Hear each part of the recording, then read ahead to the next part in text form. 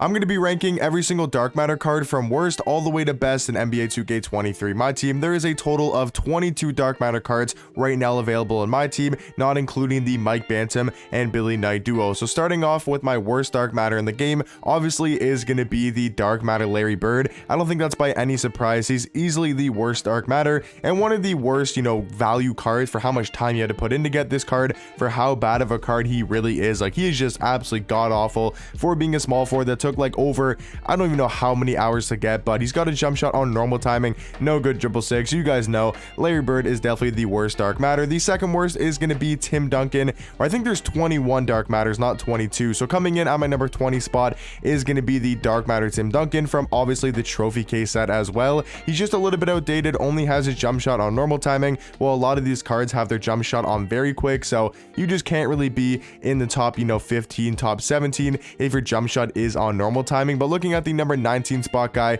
once again, is going to be another really good trophy case dark matter, which is the Dr. J. Like, he's still very good at the shooting guard position. You can still run Dr. J and have a lot of success with them, but we're talking about the best dark matters on my team, so I really don't think Dr. J is going to be that high on my list. Now coming in at the number 18 spot is going to be one of the newer dark matters in the game, and that is going to be the dark matter Tyler Hero. He's a great point guard. He is 6'5", only with a 6'3" wingspan. Defensively, not going to be like super good, but also not terrible. But offensively, I will say Tyler Hero is going to be a very fun point guard to use and actually really good on the offensive side of things. I just don't think he's as good as a lot of these other point guards in the game at the dark matter tier. But coming in at my number 17 spot is going to be the dark matter George Gerving, a very, I would say, not overrated, but very underwhelming for how many cards it does take to collect. He really isn't that great of a dark matter card. Like, jump shot, I don't think is really that good. Doesn't have a good sig, or doesn't have a good size up, I should say. I mean, stats are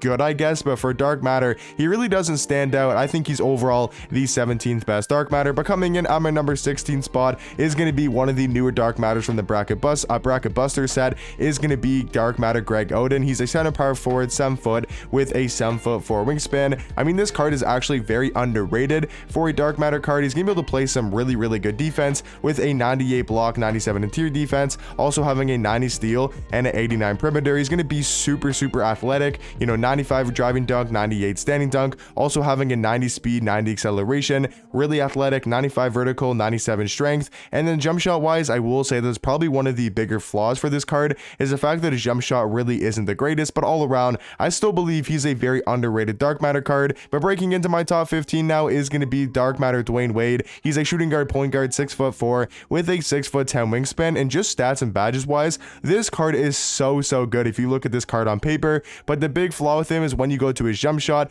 his release really isn't that great, only on quick timing. It would be slightly better if it was on very quick, but the fact that it's still a slow jump shot for your point guard really does hurt the card. But overall, I still think Dwayne Wade is a very fun point guard to use, and actually better than a lot of people do give him credit for. Number 14 though is going to be the new dark matter Grant Hill, a small forward shooting guard, 6'8", with a 6'11" wingspan.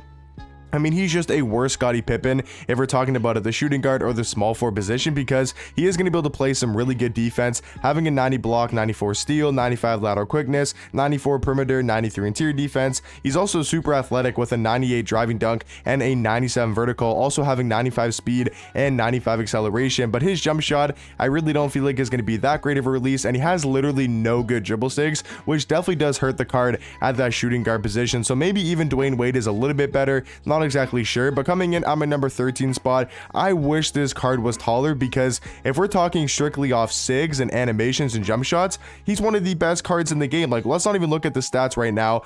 Just look at the jump shot. LaMelo Ball base, which is probably one of the fastest bases in the game. He's got the Carmelo Anthony upper, probably the fastest upper in the game, or at least maybe him and Oscar is close for the speed, and it's on very quick timing, so such a quick jump shot. He's got the Trae Young leaner, amazing dribble six, quick drops off one. Like, if this card was 6'4", 6'5", I mean, we could be looking at the second best, third best point guard, somewhere in that range. I mean, that is how good Jimmer Fredette is. It just sucks that he's 6'2", only only with a 6'4" wingspan, so he's going to get bullied by the Ben Simmons, the Magic Johnsons, even the LaMelo Balls. They're just going to have such a huge height advantage going at him on the defensive side of things. But at my number 12 spot is going to be Moses Malone. Even though I think Jimmer is a much more fun card to use than Moses, you still got to put Moses over Jimmer just because he's a 6'10" power forward with a 7'2" wingspan, plays elite defense with a 97 block, 92 steal, 90 perimeter, and a 95 interior defense. I mean, honestly, this is one of the more underrated dark matter cards in the game, in my opinion, just off his stats and badges, and even his jump shot really isn't that bad. But almost breaking into my top 10 at my number 11 spot is going to be the dark matter Chris Bosh. I think he barely misses out of the top 10. I think there's some other power forwards in the game that are just slightly better than him, but he's still a really good power forward. He's 6'11" with a 7'3" wingspan. He's going to be a really good pick and pop 4, having a 92 3 ball, 95 mid range, and we all know Chris Bosh is going to have tons and tons of good Hall of Fame shooting badges.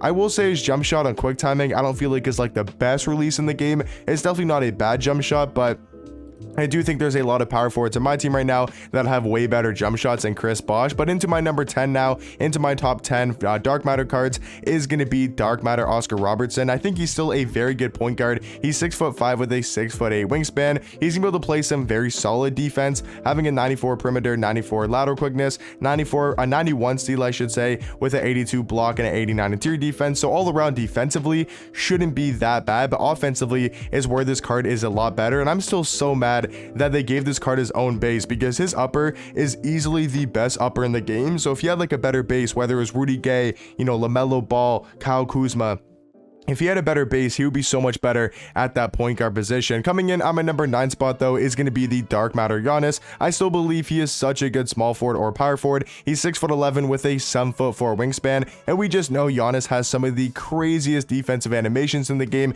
and just all around, even offensively, gets like the craziest layup and one animations, dunk annies. His jump shot is definitely a little bit of a problem, though. Really not the biggest fan of his release, and he does step in from the corner sometimes. So all around, I would say Giannis still probably the 9th best dark matter card. I do have Anthony Davis a little bit over him, though. I think that's a really I think that's a really close one at that power forward position between Giannis and Anthony Davis. I think his jump shot is a little bit more reliable. Both of them don't have great jump shots, but I like his release a little bit more in AD.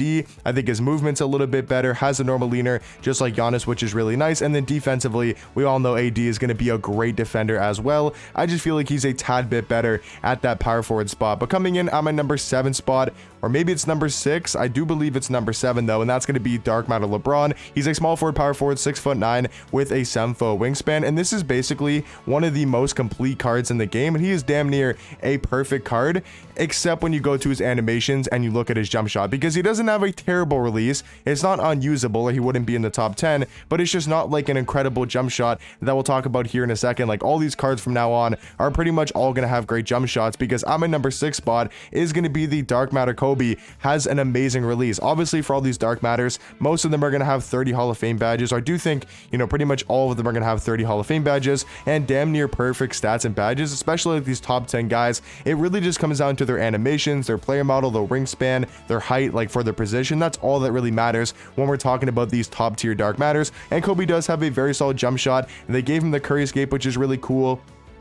So he can Curry slide. He's got that really good Curry escape animation, and just all around, I think Kobe is probably the 6th best dark matter. But breaking into my top 5 dark matters now is going to be the dark matter LaMelo. I think he is such a good point guard. He's 6'7" with a 6'10" wingspan. I still believe this is the best point guard in the game, and I feel like if you're the best at your position, you got to be in the top. You got to be in the top 5 dark matter cards, and just all around, I think LaMelo Ball is such a good offensive point guard with an amazing jump shot and very, very good dribble sigs as well, at least with the Curry escape and the MJ dribble style. And then coming in on my number 4 spot is going to be the dark matter D-Rob. Maybe a little bit low, but I think these next 3 guys are just so close, and I'm just going to say them all right now. It's dark matter D-Rob at number 4. On my number 3 spot, it is Kristaps, and then on my number 2 spot is dark matter Kareem, because I want to know your guys' opinion on these 3 top tier big guys, because for dark matters, not counting Yao Ming, these are the 3 best bigs in the game, and it's not really close in my opinion. Like, I don't think it's even a debate. These are the 3 best big men in the game at the dark matter tier. So let me know in the comment section down below, how would you guys rank these cards from 1 to 3? Dark matter Cream, dark matter Kristaps, and dark matter D-Rob. How would you guys rank them in what certain order? For me personally, I'm going dark matter Cream at number 2, like my number 1 spot in the top 3 of these dark matters, but overall the second best dark matter. And then I would say Kristaps is number 3 right below him, and then number 4 is going to be dark matter D-Rob. All amazing big man. I just feel like Cream is going to be so dominant on the defensive and offensive end. He's a 7'2" power forward. I know we're also counting these cards at center as well. It's not just power forward, but the fact that he's 7'2" at center with these defensive stats, like, I mean, I wish he had a little bit better of a jump shot. Like, maybe, you know, maybe he changes upper or changes base to something better. But even on very quick timing, it still should be a really good release. And I just think overall, he's probably going to be your best chance of getting a stop on a card like Yao Ming because of his defensive animations, his Hall of Fame defensive badges. He's definitely a better defender than D-Rob and Kristaps. So for that reason, I'll probably put Cream at my number 2 spot. And then number 1 is obviously going to be the perfect card in the game right now, which is Dark Matter T-Mac. There's really no way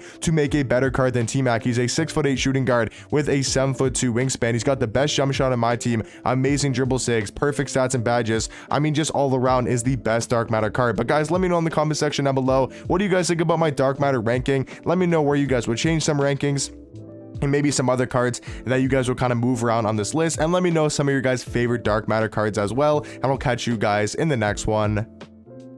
Peace.